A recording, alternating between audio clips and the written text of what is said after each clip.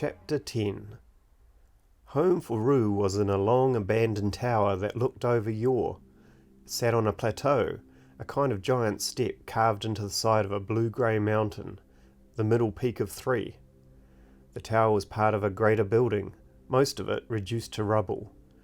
Here and there a few other structures still stood and whispered of a grand age. Elaborate archways of white marble, several pillars jutting out at hard angles, intricate carvings on them still visible. A large section of floor peeked through a collapsed ceiling, tiled in swirling patterns of beautiful mosaic. Most was broken rock and ruin, covered in rugged scrub and twisted trees. Rue woke slowly, the sun not yet over the mountains, the world still smoky blue. On these warm summer nights, Rue slept outside the tower on a high balcony. He had made a lean-to out of old bricks and a portion of red sail to keep off the rain. His bed was made from part of the same sail, stretched between two long poles and held apart by rocks wedged at the top and the bottom. Rue sat up and scratched at his shaggy mop of hair. He gathered it up quickly, tying it back with a long piece of cloth. He looked out to a view worthy of kings. The tower was at the edge of the plateau, the ruins behind it, so the mountain fell away underneath him. The sprawling town of Yor stretched out before him, its lopsided towers tiny at this distance, tendrils of smoke from its many chimneys looking like broken bits of spiderweb swaying lazily in the wind. Beyond the town was the great blue of the ocean. 3 ships were sailing into the harbour, a convoy from some distant land, out to the west. Rue knew the ports would be busy already, though he could not see them behind the haphazardly stacked city. The cursed part of town, the old section, drew the eye like a weeping sore, and with a start, Rue remembered last night. By the time he had made it up the winding path to the plateau, and then climbed up the hidden handholds to his balcony, Rue was exhausted and had barely gotten out of his damp clothes before falling into a deep sleep. Last night seemed a dream. He glanced over at his backpack. Beside it was the lantern from the tavern, its flame long gone. He swung his legs off the bed and walked stiffly across the stone floor. His body protested mightily. The escape from Vince's gang and the long dark journey home had left him bruised and sore. With a groan he sat down cross-legged and lifted the flap of the pack. The board was inside. Not a dream then. That meant... Rue frowned as he surveyed his living area. The doll had been wide awake as Rue stumbled into bed, mumbling his good nights and telling it to make itself at home. He vaguely remembered hearing the small thing pottering around as sleep overcame him. There was no sign of it now. As he looked around the rest of the balcony, he realized that this was not strictly true. There were signs the doll had been here. His wet clothes had been hung on a line. They were now dry thanks to the warm night air.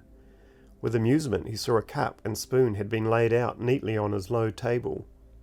His small shelf of ragged books seemed to have been half dusted. A pile of rags sat on top. "Hello?" said Rue hopefully. There was no answer. No sound of scrambling little footsteps. Rue looked over the edge of the balcony. There was no little doll on the rocks below, just a few Kriska, turning over rubble looking for insects. Maybe it had left, finally able to explore the world. Rue felt his heart skip a beat. But Cord had said they need to stay by the board so the player can give it life. How long would its magical life last? Rue watched the Kriska for a moment and frowned. There were quite a few living up here in the ruins. They could be quite curious and mischievous. Maybe they stole the doll. He had heard of them stealing from other people, but it had never happened to him. The Kriska were hard to understand. Maybe bringing something magical into the ruins had stirred the Kriska into action. Still frowning, Rue wandered into the tower room. There had once been a winding stairway here, but that had long collapsed and filled with rubble. Much of the room had once been filled with this fallen rock, but over time Rue had stacked most of it into a large pile against the far wall. The bigger chunks of stonework that he couldn't move had become makeshift tables, most covered in a myriad of melted candles. A few Kriska nested up in the rafters. Rue didn't mind them being there. They kept the insects down. He looked over at the large bed that took up a corner of the room. This bed had been here when he discovered the place, and it had still been in good condition. He slept here in the winter months. There was nothing under it. Roo walked back out onto the balcony. A corner of the board peeked out of his backpack. Maybe the doll had crawled into there, to be near its life source. He pulled out the board and looked into the pack. For a moment he thought he spotted the doll. Instead it was the pouch full of tiles. As he weighed them in his hand, he had an idea. He turned to the board. Its squares weren't glowing like they were last night. He looked down the sides. The board was thick, made of stone, about an inch high. Strange runes were carved along its edges. Was a spell needed to activate it? No, surely Cord would have mentioned that. He did say something about putting the tiles on the board to start the game. Roo took them out of his pouch. There were 6 of them, each made of wood, all with holes carved into the middle. He scattered them across the board. They moved unnaturally, all sliding and then settling perfectly above the squares of the board. The board then flared with colour. All the floating tiles lit up with small orbs of light. Roo moved the green tile, able to find a green square on his first move. The emerald wisp sprung off the tile. Roo watched it as it spiralled up into the air, much higher than it had gone last night.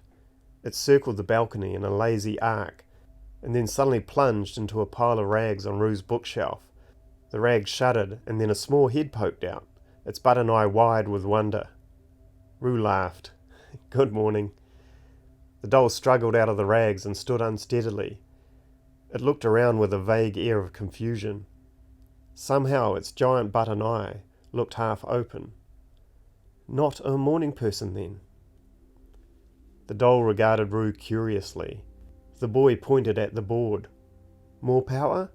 Come over here and help me play this thing. The doll stepped off the shelves and hit the floor hard. It stayed there, face down, arms splayed. Maybe I'll get it started. Roo turned his attention to the board. The green tile he had first moved had darkened, its hull burned black, the glowing light of the orb now extinguished. It had also stopped floating and settled to rest on the square of the board. Roo nodded to himself. This is how you could see the tiles you had already moved. The 5 other tiles beckoned, floating with orbs glowing softly. Roo studied them intently. The coloured squares on the board formed a pattern in his mind, and something inside him unlocked. He could see that this combination of tiles and light could not be fully completed. He quickly slid the tiles, first a red that hit the raised side of the board. It flared crimson on a red square. Next was the other green. It came to rest at the edge of the board, flashing emerald. Then a blue, bouncing against a dead green tile, a wisp of light leaping between his fingers. And then the other blue. Finally, as colours leapt off the board and swirled around him, Roo slid the last red tile. It came to rest on a square bathed in blue. This one didn't flare with colour. Instead the orb fizzled, the tile burning black and settling on the dead square. As the last tile touched the board, it shuddered slightly and then rose again. All the tiles did, floating up together. Then they all softly crackled with energy as new orbs formed over them, blazing into blues, greens and reds. It was a new combination. This happened so fast that the colours that Roo had unlocked still swirled around him, seeking out the doll.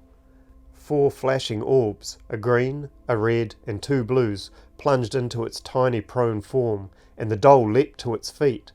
It ran around excitedly in a wide circle, skipping with joy. It came to rest by Roo's knee, and it gave it a friendly pat. Roo smiled. That seemed to do the trick. The doll nodded. Roo noticed that the Kriska had started to gather. They watched him curiously. Some cooed softly. They don't seem to be getting angry, said the boy tentatively. Maybe the Kriss King is okay with magic? The doll cocked his head curiously. You don't know the Kriss King? The doll shook his head. Where have you been? Roo scoffed. Living under a rock? The doll nodded. Oh yeah, said Roo with a grimace. Yeah, you have. Well, when all the wizards were banished, One of them stayed behind and hid in the underbelly of this town. He watches over us and makes sure no one gets too crazy. That's the Chris King." Roo pointed to the Kriska. "These guys are his eyes and ears and keep a lookout on everything. And if they see you starting to do something out of the balance, they become a real pain until you start walking the straight again. No one really knows all the Chris laws, but the Kriska kinda let you know by the way they act. See, that's a nice sound they are making. I think we're okay." The boy studied the board. "How much power do you need for the day?" The doll stomped twice. "You can count?" The doll gave Roo an offended look.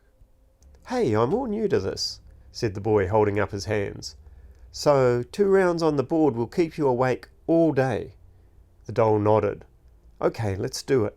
They both studied the new layout on the board. The doll began to hop excitedly, and Roo smiled.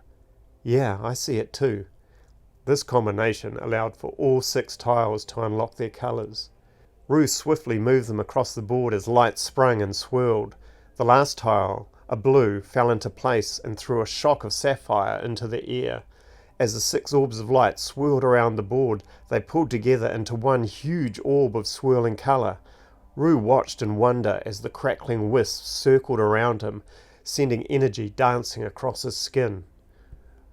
For a moment, all seemed still as the orb paused, hovering in front of the awestruck boy. Then it plunged like a diving bird into the doll, filling it with such power that it hovered briefly off the ground, body arched in rapture. The doll landed softly, head slightly bowed as if in gratitude. A moment of grace. "Whoa," whispered Roo. He leaned back as the board reset itself. His jaw worked as he searched for words. "Whoa." The doll nodded slowly in agreement. A dozen Kriska circled the tower overhead, chattering excitedly. "Does that happen when you get all 6 tiles right?" The doll nodded while rolling his hand. "Ah, if you're fast enough." Roo let out a slow whistle. "So you're all filled up now, right? We've got a big day ahead of us." Roo held up the gold coin. "I have to get this to Tok." The doll stared at the coin intently. He held out both his sackcloth hands as he reached for it. "No," said Roo, "not for you." He slipped it into the pouch around his neck. Roo lifted up his backpack. "You can come, but you have to hide in here. You're, kind of forbidden." The doll tilted his head. "Well, all magic is forbidden. And you're magic." The doll spread his palms. "Why?" "Because of that," said the boy, pointing at the ruins below as the doll leapt up onto the balcony's stone wall. Roo then looked out at the old town, the broken towers and collapsed buildings. "And that. Magic did all of that. And much worse. There's a scar from here all the way to Rulorn." Roo turned from the edge of the balcony. "Do you know about Karul?" At the mention of the name, the doll glanced up sharply. It nodded grimly. "You do? Were you here when he attacked?" The doll shook his head. It made several chopping gestures with its hand. "Oh, after," Roo sighed. "Well, this was his school, a school of magic, until he destroyed it with an army of iron giants and then marched on to the king. The king beat him, though, and then he forbade all magic. He closed the school, even though it was already destroyed, and then he banished all the mages. He also crushed the Udai out on the plains because Karul was an Udai, like me, and because they still did magic and wouldn't stop. That was a long time ago, before I was born. Now nobody but Kriska come up here. Everyone thinks it's cursed like the old town, but it's not. Only I live up here. You can't use the stairways, see? They were collapsed when I found it. You have to climb around the outside up the walls." A proud grin tugged at the boy's mouth. "And most people can't do that." He reached down and held up some knotted rope. "You need this for the last part. I pull it up before I go to sleep." He lowered it over the edge. He paused. "I don't think I've ever done so much talking in my life." The doll nodded in agreement. "You too, huh?" said Roo with a smile. He regarded the doll for a moment. "Do you have a name?" The doll pointed at Roo. "I name you." A nod. "Well, I had thought of something," said Roo slowly. How about Oni? It's an old sailor word. It means one. The doll touched his button eye. Roo smiled. Yeah, because of that. The doll gave a small leap of joy. Roo chuckled as he slung the backpack over his shoulder and lifted its flap. Well, are you coming, Oni? The doll scrambled up Roo's outstretched arm and dove into the pack. The boy closed the flap, leaving a small space for a curious button eye to look out from. He lowered himself down the knotted rope. Let me show you my hometown. The end of chapter 10. And hey, thank you for listening. If you enjoyed that, please leave me a generous tip of 1 like, and may the Chris King watch over you. And if you want to keep track of my latest content, you're welcome to subscribe. Thanks again for listening, and I'll see you soon. Bye.